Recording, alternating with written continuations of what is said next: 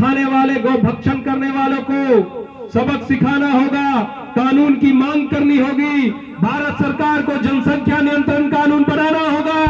यदि ये नहीं बना तो जान लीजिए कि हिंदू हमारे और आपके पास बहुत कम समय बचा है।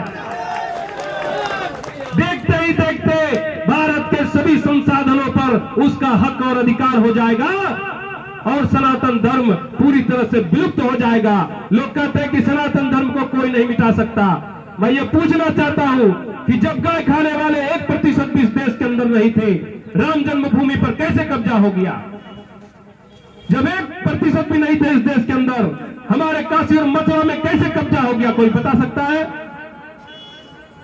कभी ब्राह्मणों की सेना, कभी क्षत्रिय की सेना लड़ाई लड़ रही थी, लेकिन सारा हिंदू एक होकर के लड़ाई कभी नहीं लड़ा। नहीं तो उसी समय यह फैसला हो जाता कि इस देश में सनातन धर्म की रक्षा कैसे होती है। हम लोगों को राम मंदिर के लिए 500 बरसों तक संघर्ष करना पड़ा, तब जाकर के एक राम मंदिर हम लोगों को मिला।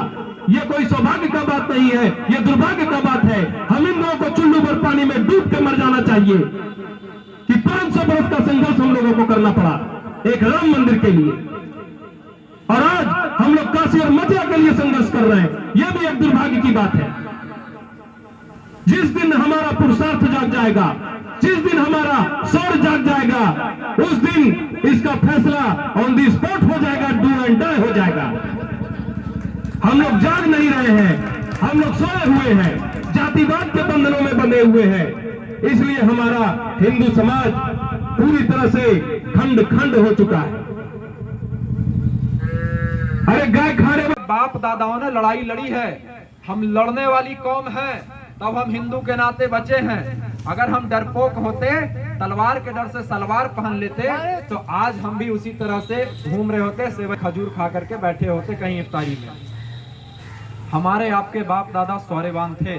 हमारे आपके बाप दादा ने तलवार के सामने गर्दन नीचे नहीं की, क्योंकि उनको आन प्यारी थी। जिनको आन प्यारी थी वो बलिदान हो गए, जिनको जान प्यारी थी वो मुसलमान हो गए। पढ़िएगा गूगल पे, दुर्गादास राठौड़। कहा जाता है कि दुर्गादास राठौड़ ना होते तो राजस्थान की सुन्नत हो जाती। गुरु गोविंद सिंह जी महाराज आकर के अगर उन्होंने खालसा पंथ की स्थापना नहीं करी होती तो हम सबकी सुन्नत हो जाती, हम सब सुन्नी हो जाते, हमारी सुन्नत हो जाती। हमने लड़ाइयां लड़ी तब हम बचे हैं। हमने इफ्तार पार्टी करके उनका विश्वास जीत करके पृथ्वीराज चौहान की तरह भूल करके अपने पूर्वजों को, अपने वंशजों को नहीं बचाया। हम लोग आज जिंदा क्यों हैं? क्योंकि हमने पृथ्वीराज चौहान वाली गलती नहीं की। छत्रपति शिवाजी महाराज, तान्हाजी मालुसरे, दुर्गादास राठौड़, ऐसे लोगों के कारण हम आज जिंदा हैं। आज 100 करोड़ हिंदू हैं, और पृथ्वीराज चौहान जैसे हमारे महाराजाओं की गलतियों के कारण 35 करोड़ मुसलमान इस देश में खड़े हैं आज। बस इतना सा अंतर है। शिवाजी महाराज का शौर्य का परिणाम हम और आप यहाँ आज बैठे हैं, कुर्सी लगा करके सभाएं कर रहे हैं, और पृथ्वीराज चौहान की गलती के कारण आज इस धरती पर गौ माता का विध्वंस हो रहा है। गौ माता का कत्ल खाना है, कत्लो गारत कर रहे हैं, बहन बेटियों को उठा करके अरब में ले जा करके बेच रहे हैं। ये हमारी समस्या है, ये हमारी पीड़ा है। घर जाइए, उस समस्या के समाधान पे आप सोचिए, मंथन कीजिए।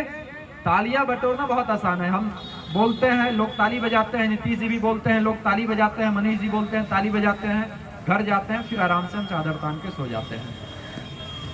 हम ताली बटोरने नहीं आए हैं यहाँ, हम आपको ये बताने आए हैं। हमें नेता नहीं बनना, नीतीश जी को नेता नहीं बनना, किसी को नेता नहीं बनना है यहाँ पे। नीतीश जी अगर आगे बढ़े भी हैं तो आपकी आवाज को लेकर के नगर परिषद में आपकी कोई समस्या हो, सुनने वाला कोई आदमी हो वहाँ मजबूत, इसके लिए ये बैठे हैं जा करके। नहीं तो ये तो पहले चैम्बर ऑफ कॉमर्स में जीते थे। क्या फायदा है चैम्बर ऑफ कॉमर्स में? पैकेट से पैसा जाता है ना। नगर परिषद के उप सभापति बने, क्या इनको फायदा हो रहा है? हम लोग जानते हैं ना, बैठते हैं साथ में, तो कोई फायदा नहीं हो रहा है।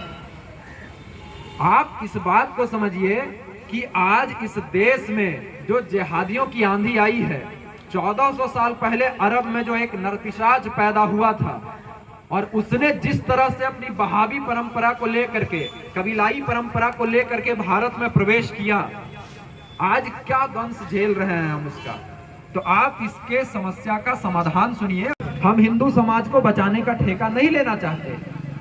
कोई नहीं लेना चाहता, कोई नहीं ले सकता हिंदू समाज को बचाने का ठेका। आप इस बात को समझिए, जो समस्या आपके सामने है लड़ना आपको है। अलीगंज में मूर्ति टूटी, अलीगंज के अगर 1000 लोग खड़ा हो जाते, हम लोगों को सभाएं नहीं करनी पड़ती। मुंबई में शहीद स्मारक तोड़ा गया, मुंबई के 1000 लोग खड़े हो जाते, 2000 लोग खड़े हो जाते, तो मुंबई में पूरे भारत से मुंबई कूच नहीं करना पड़ता। राम मंदिर को तोड़ा गया, स्थानीय हिंदू खड़ा हो जाते, मंदिर नहीं टूटता हमारा। समाधान पे आइए। हम मगध की धरती के लोग हैं, बिहार की धरती के लोग हैं। आप एक बात बताइए, पूरे भारत में ब्राह्मण का, शूद्र का लड़ाई बहुत चर्चित लड़ाई है कि ब्राह्मणवाद है, शूद्रों पे अत्याचार हुआ, हम शूद्र अपने अधिकार के लिए लड़ेंगे, हम क्या चाहते हैं, आजादी, हमें चाहिए आजादी, है ना, मनुवाद से आजादी, ब्राह्मणवाद से आजादी, नारे लगते हैं। बिहार की धरती ने क्या किया? बिल्कुल पॉइंट टू पॉइंट मैं आपसे बात कर रहा हूं, मैं आपसे संवाद कर रहा हूं, इसको समझिएगा। बिहार के शूद्रों को, दलितों को लगा कि ब्राह्मण हमारा अधिकार छीन रहे हैं, आजादी का नारा नहीं लगाया बिहार के दलितों ने। अपनी सेना बनाई, PLFI, people's liberation front of India, AK-47 की लाइन लगा दी इन्होंने और ब्राह्मणों का कत्लेआम शुरू कर दिया बिहार में। शुरू किया कि नहीं शुरू किया 90 के दशक में? ब्राह्मणों को, भूमियारों को लगा कि हमारा यहाँ कत्लोगारत हो रहा है, शूद्र हम पे अत्याचार करने लगे हैं। रणवीर सेना बना करके वो लड़े कि नहीं लड़े? यादवों को यहाँ लगा हमारे ऊपर अत्याचार हो रहा है, लॉरिक सेना बना करके लड़े कि नहीं लड़े? राजपूतों को यहाँ लगा हमारे ऊपर अत्याचार हो रहा है, सनलाइट सेना बना करके लड़े कि नहीं लड़े? हम जब अपनी अपनी जातियों के स्वाभिमान के लिए यहाँ लड़ सकते हैं, तो हम सब जिनको साझे रूप से अपनी माँ मानते हैं, गौ माता, हमारे आपके घर के बगल में गाय की सब्जी बना करके लोग खा रहे हैं, हमारा आपका खून क्यों नहीं खौलता? 90 के दशक में बिहार बड़ा हिलोरे मार रहा था, सभी जातियों की अपनी अपनी सेनाएं थी, हर जाति के पास 200, 400, 500 AK-47 था। अगर जातियों की सभाएं होती थी, 10-20 47 लेके लोग बैठते थे। आज हमारे खून को क्या ठंडाई मार गया है? आज हम क्यों नहीं उठ सकते उस रूप में? धार्मिक सेनाएं क्यों नहीं बन सकती बिहार में? अगर हम जातीय सेनाएं बना करके एक दूसरे को मार सकते हैं, अपने भाइयों का कत्लेआम कर सकते हैं, तो हम धार्मिक सेना बना के अपनी सुरक्षा के लिए तो खड़े हो सकते हैं ना। हम क्यों नहीं खड़े हो रहे हैं? ये समाधान है हमारा, और ये बिहार ही कर सकता है, दूसरा कोई राज्य नहीं कर सकता है, कभी नहीं कर सकता है। भारत में जो भी क्रांति हुई है, सबकी शुरुआत बिहार से हुई है। जयप्रकाश नारायण की क्रांति हो या मगध सम्राट धनानंद जब अपने नशे में चूर हो गया था, आचार्य चाणक्य के माध्यम से फिर से मगध ने अंगड़ाई ली, चंद्रगुप्त मौर्य गद्दी पर बैठे, तब भी बिहार ने पूरे देश को दिशा दी। जब इंदिरा गांधी सत्ते के नशे में चूर हो गई थी, तब इसी बिहार से रामधारी सिंह दिनकर निकले, जिन्होंने कहा था फावड़े और हल राजदंड बनाने को हैं, धूसरता सोने से श्रृंगार सजाती है, दो राल समय के रथ का घर घर नाद सुनो, सिंहासन खाली करो की जनता आती है। ये है समस्या। आइए समाधान पे। गीता में अध्याय 2 श्लोक 38, हतो वा प्राप्स्यसि स्वर्गम जित्वा वा भोक्ष्यसे महिम तस्माद् उत्तिष्ठ कौन्तेय युद्धाय कृतनिश्चयः। यदि तुम धर्म युद्ध में मारे जाते हो, वीर गति को प्राप्त होते हो, स्वर्ग में जाकर ऐश्वर्य का भोग करोगे, राज करोगे। यदि तुम धर्म युद्ध में विजयी होते हो, इस धरती पर ऐश्वर्य का भोग करोगे, राज करोगे। इसलिए हर प्रकार की शंका को त्याग करके धर्म युद्ध के लिए तैयार हो जाओ, धर्म युद्ध का निश्चय कर लो। बचपन से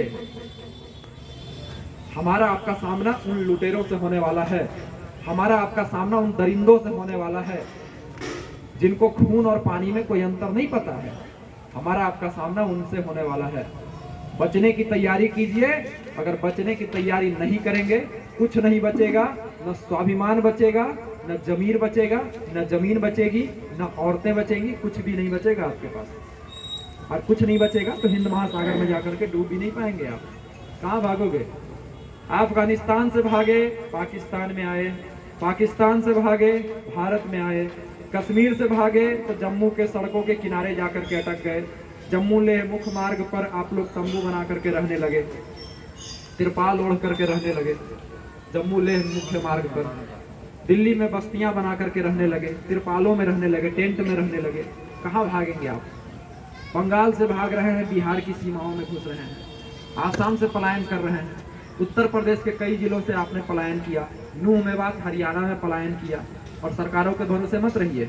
हरियाणा में भाजपा की सरकार थी पिछले वर्ष, भाजपा की सरकार के मुख्यमंत्री ने कहा जब नूह मेवात में दंगे शुरू हुए तो मनोहर लाल खट्टर जो वहाँ का मुख्यमंत्री था भारतीय जनता पार्टी का, उसने कहा हम हर हिंदू को सुरक्षा नहीं दे सकते, हम सबकी सुरक्षा नहीं कर सकते, लोगों को अपनी सुरक्षा खुद करनी पड़ेगी। ये भाजपा के मुख्यमंत्री ने कहा हरियाणा में। और बंगाल में भाजपा के नेता क्या कहते हैं, हमारी सरकार लाओ तब हम आपको बचाएंगे। जहां तुम्हारी सरकार है वहां तुम कह रहे हो हम तुम्हारी रक्षा नहीं कर सकते, जहां तुम्हारी सरकार नहीं है वहां कह रहे हो हमारी सरकार लाओ हम तुम्हारी रक्षा करेंगे। ये डबल स्टैंडर्ड राजनेताओं का होता है। आचार्य चाणक्य ने कहा था कि राजकुल के लोगों पे कभी भी भरोसा नहीं करना चाहिए। बताया था उन्होंने कि राजकुल के लोगों पे कभी भरोसा नहीं करना चाहिए।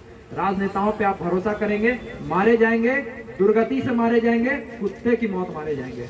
हर हिंदू, अंकित सक्सेना का नाम आपने सुना है? दिल्ली दंगे हुए ना 2020 में, दिल्ली दंगों में 400 बार चाकू गोदा गया। आईबी का अधिकारी था वो आदमी, इंटेलिजेंस ब्यूरो का अधिकारी था। 400 बार चाकुओं से गोद करके मौजपुरा इलाके के नाले में फेंक दिया गया उसकी लाश।